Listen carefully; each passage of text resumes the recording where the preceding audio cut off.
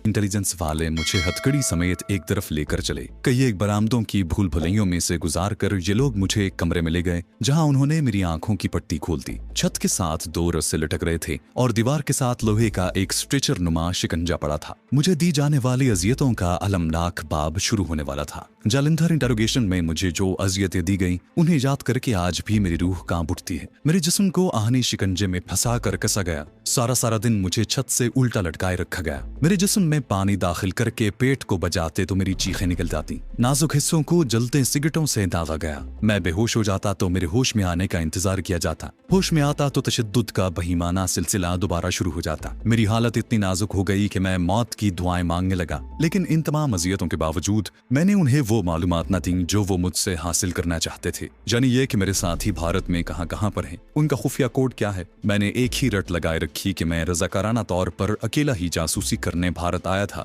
और मेरा यहाँ कोई साथी नहीं। इसकी वजह ये थी कि एक तो उन्होंने मुझे जम्मू में रंगे हाथों पकड़ा था, दूसरी ये बात भी उन पर खुल गई थी कि मैं हिंदू साधु नहीं बल्कि मुसलमान हूँ। उनके सामने मैं अपने आप को बेगुनाह साबित नहीं कर सकता था। बस इतना एतराफ जरूरी था कि मैं रजाकार जासूस हूँ और अपने तौर पर भारत आया था। जब वो लोग मुझसे अपनी बात न मनवा सके और उन्हें मेरे पिछले रिकॉर्ड का भी कुछ इल्म न हो सका, तो मुझे इंटरोगेशन सेंटर के उकूबत खाने से निकालकर सेंट्रल जेल में पहुंचा दिया गया। 1 महीना मुझे फांसी की तंगोतारी कोठरी में बंद रखा गया, फिर जराइम पेशा कैदियों के वार्ड में मुंतकिल कर दिया गया। चूंकि मैं पाकिस्तानी जासूस मशहूर था, इसलिए जेल के हिंदू और सिख कैदी मुझसे बुरा सलूक करते। आते जाते मुझे गालियां दी जाती। मैं लोहे की सलाखों वाली बैरक के कोने में चुपचाप बैठा दूर जेल की ऊंची दीवार को देखता रहता। उस दीवार के 2 कोनों पर ऊंची मचानें बनी थी, जहां सिपाही हर वक्त पहरा देते थे। अजियतें बर्दाश्त करते करते मैं कमजोर हो गया था। मुझे यही बताया गया कि मेरा चालान ही अदालत में पेश कर दिया जाएगा, मगर वो वक्त न आना था न आया। सेंट्रल जेल में आने से इतना फायदा जरूर हुआ कि मुझे अजियत और तशद्दुद से निजात मिल गई थी।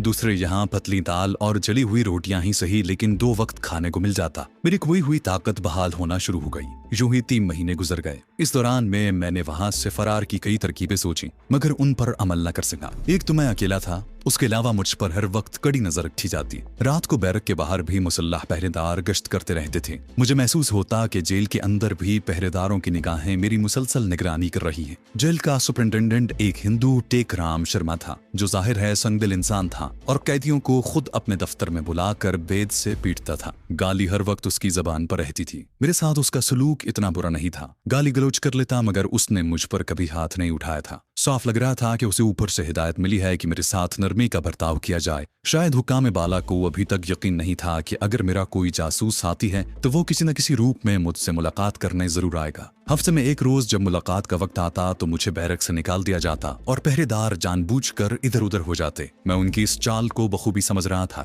लेकिन अव्वल तो मेरा वहां कोई साथी नहीं था, और अगर होता भी तो वो कभी मुझसे मुलाकात न करने आता। तहाँ मैं मुलाकातों के वक्त जेल के सहन में चल फिर कर कैदियों से मुलाकात करने वालों का मुशाहिदा करता। अब मैंने वहां से फरार होने के मंसूबे पर गौर करना शुरू कर दिया था, अगरचे कोई वाज़ेह तरकीब मेरे जहन में नहीं आई थी। जेल में मेरी एक सिख कैदी से सलाम दुआ हो गई थी, जो डाके और कत्ल के जुर्म में उम्र कैद की सजा भुगत रहा था। उसका नाम घुम्मन सिंह था। ऊंचा लंबा जात का जट था, दाढ़ी को ऊपर खींच कर रुमाल से बांधे रखता। आंखें खूनियों जैसी थीं, मगर दिल का साफ और बेलौस था। खरी बात मुंह पर कह देता। सुपरिटेंडेंट जेल भी उससे डरता था और उसको कभी गाली वगैरह नहीं दी थी। घुम्मन सिंह से सारे कैदी खाइफ रहते थे और उसकी बड़ी आवभगत करते थे। वहां मशहूर था कि घुम्मन डकैत ने 12 खून किए हैं। घुम्मन सिंह डकैत से मेरी दोस्ती की इब्तिदा एक इत्तेफाकी हादसे से हुई। वो नाब जेल से जालंधर की सेंट्रल जेल में लाया गया था। उसे यहाँ आए अभी 1 महीना ही हुआ होगा कि सारी जेल में उसकी बदमाशी की धाक बैठ गई। उसकी मुलाकात को बड़े बड़े पगड़ों और रेशमी लाचों वाले अमीर सिखाते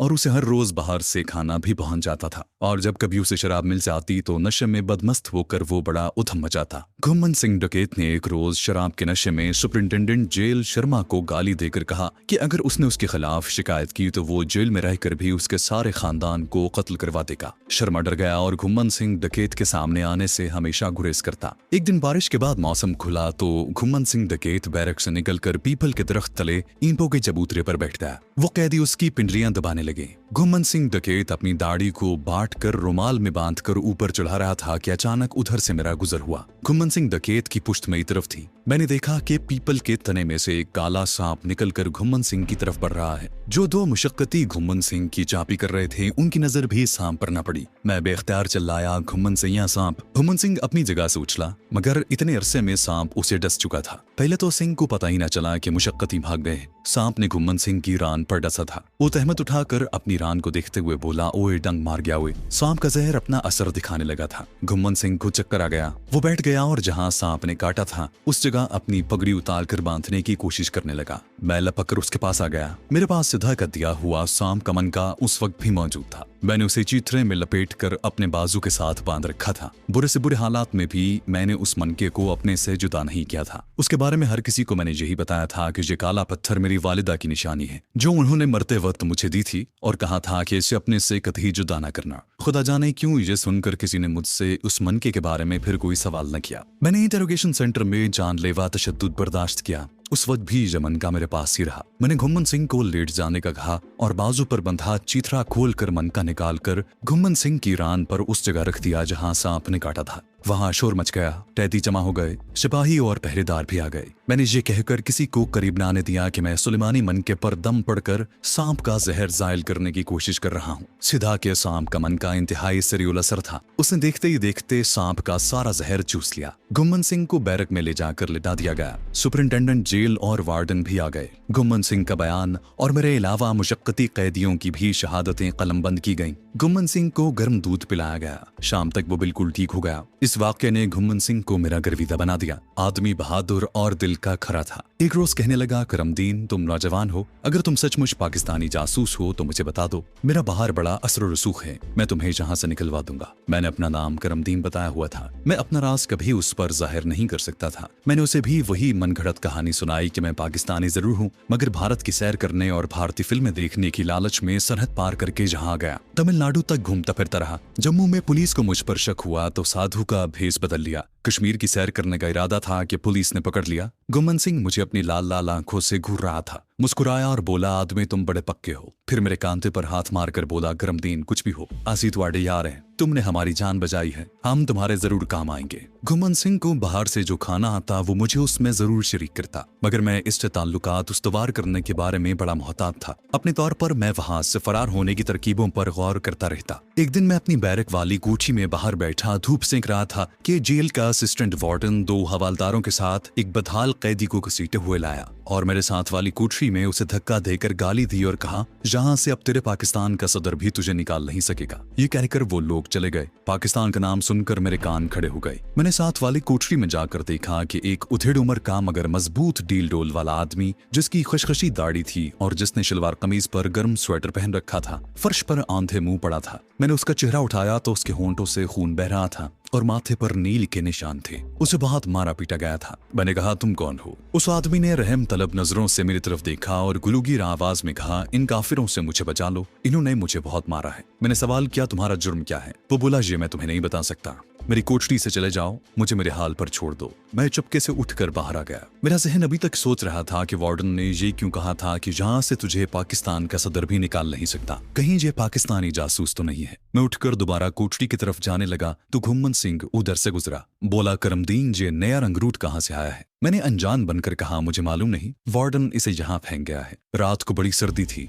बर्फानी हवा चल रही थी। मैं पुराने कंबलों में लिपटा अपनी कोठरी के कोने में दुबका पड़ा रहा कि मुझे साथ वाली कोठरी से कराहने की आवाज सुनाई दी। ये नए कैदी की आवाज थी। अचानक वो कलमा शरीफ का विर्द करने लगा जैसे उसका आखिरी वक्त आ गया हो। अब मुझसे रहा न गया। मैं उठकर दबे पांव उसकी कोठरी में दाखिल हुआ। वो गंदे कंबलों के ढेर में पड़ा कराहते हुए बार बार कलमा पढ़ रहा था। मैं करीब जाकर बैठ गया। भाई क्या तकलीफ है? तुम्हारी क्या मदद कर सकता हूँ? उस कैदी ने मुझे डांटते हुए कहा, दफा हो जाओ यहाँ से, मुझे मरने दो, मैं इस्लाम और अपने प्यारे पाकिस्तान के नाम पर जान दे रहा हूँ। फिर उसकी आवाज बंद हो गई। मुझे तशवीश हुई। मैंने देखा कि वो बेहोश हो गया था, लेकिन उसका सांस चल रहा था। मैंने बैरक में गश्त करते हवालदार को जाकर सूरत हाल बताई तो उसने मुझे गाली देकर कहा, तुम चाचे लगते हो उसके, वो भी तुम्हारी तरह पाकिस्तानी जासूस है, मरता है तो मरने दो, चलो अपनी कोठरी में, अब बाहर निकले तो शूट कर दूंगा। मैं वापस अपनी कोठरी में आकर लेट गया। दूसरे दिन सुबह काफी दिन चढ़े जेल के वार्डन ने मेरे साथ वाले पाकिस्तानी जासूस की कोठरी में जाकर उसे कोई दवाई पिलाई और उसे गालियां देता वापस आ गया। सारा दिन नया कैदी बाहर न निकला।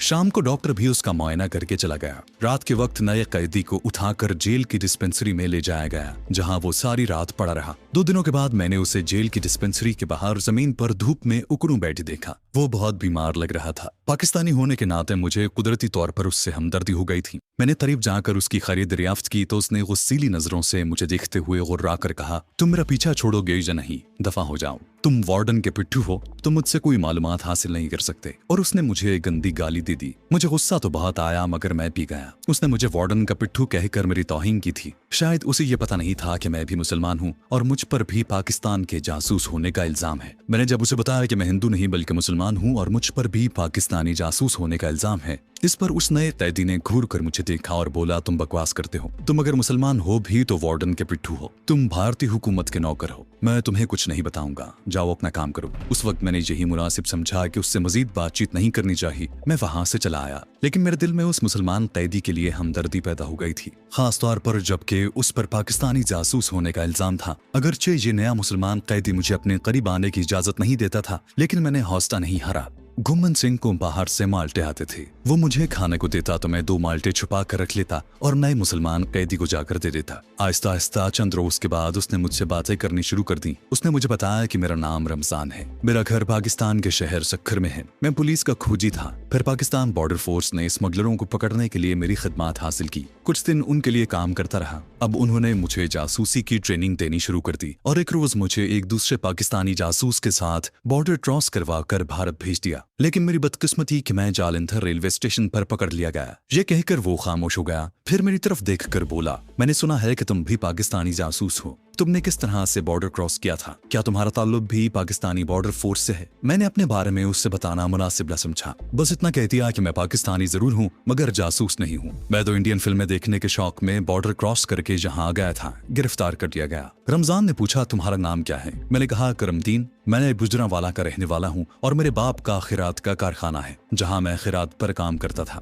रमजान मुझे बुरा भला कहने लगा। बोला, तुम लोगों ने पाकिस्तान का नाम बदनाम कर रखा है। इंडियन फिल्मों को शौक से देखते हो, हेमा मालिनी और राजेश खन्ना को अपना हीरो बनाए फिरते हो। तुम्हें शर्म आनी चाहिए, चले जाओ यहाँ से। मैं तुम जैसे वतन के गद्दारों से बात नहीं करना चाहता। मुझे रमजान की वतन परस्ती के जज्बे ने बेहद मुतासिर किया था। मैं अपनी सफाई में कुछ कहने ही वाला था कि रमजान ने मुझे घूर कर देखा और बोला, मगर तुम पाकिस्तानी होकर झूठ बोलते हो। मैंने झूठ नहीं बोला मगर तुमने झूठ बोला है। मैं जानता हूँ तुम पाकिस्तानी जासूस हो। मुझे यहाँ किसी ने बताया था कि तुम जम्मू तवी में पकड़े गए थे। मेरा साथी भी जम्मू तवी गया था। उसका टारगेट भी जम्मू का एक पुल था। मुझे उसके अंजाम के बारे में कुछ पता नहीं। क्या तुमने उसे देखा है? मैं कश्मकश में पड़ गया। उस शख्स के पाकिस्तानी जासूस होने का यकीन था मगर मैं अपने बारे में कुछ बताते हुए हिचकिचा रहा था। मैंने उससे उसके साथी का नाम के बारे में पूछा तो वो बोला, असली नाम तुम जानते हो कि हम कभी नहीं बताया करते। मुझे मालूम है कि तुमने भी अपना गलत नाम बताया है। मेरा असली नाम भी रमजान नहीं है, लेकिन एक पाकिस्तानी मुसलमान भाई होने के नाते मैं तुम्हें अपने साथी के बारे में जरूर बताऊंगा कि वो एक साधु के भेष में था। उसने जम्मू शहर के किसी बाग के दरवाजे पर अपनी कुटिया बना रखी थी। मैं कुछ चौंका मगर इस तहय्युर को मैंने अपने चेहरे पर जाहिर न होने दिया।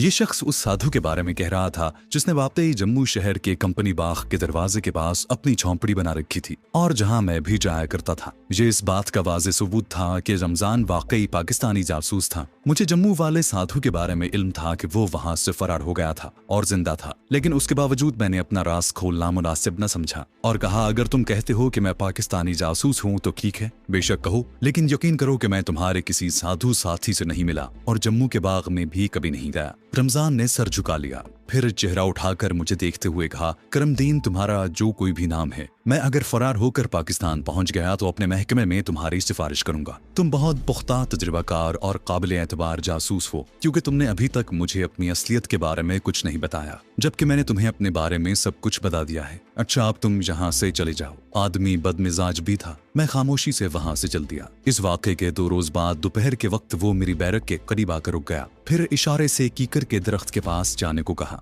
मैं उठकर उधर को चल पड़ा। सोचा शायद ये मुझे कोई राज की बात बताने वाला है। रमजान जासूस थोड़ी देर कीकर के आसपास मंडलाता रहा। फिर मेरे करीब आकर उसने कीकर की एक शाख तोड़ी और बोला, इसकी मिसवाक बड़ी अच्छी होती है। वो दाएं बाएं देख रहा था, फिर आहिस्ता से कहने लगा, करमदीन, मुझे चेकअप के लिए ये लोग कल बड़े अस्पताल ले जा रहे हैं। मैंने हर कीमत पर रास्ते में फरार होने का मंसूबा बना लिया है। तुम्हें अगर बाहर अपने किसी साथी को पैगाम देना है तो दे दो, मैं पहुंचा दूंगा। मुझे बाहर किसी को कोई पैगाम नहीं देना था। मैंने कहा, रमजान, बाहर मेरा कोई साथी नहीं है, मगर तुम जल्दी में कोई कदम ना उठाना, ये लोग 1 सेकंड में गोली मार देंगे तुम्हें। वो मेरे पास बैठकर यूं ही मिसवाक करते हुए कहने लगा, करमदीन, अहमक न बनो, मैं तुम्हारा भाई हूँ। तुम भी पाकिस्तानी हो, मैं भी पाकिस्तानी हूँ। हम दोनों के सामने एक ही मिशन है।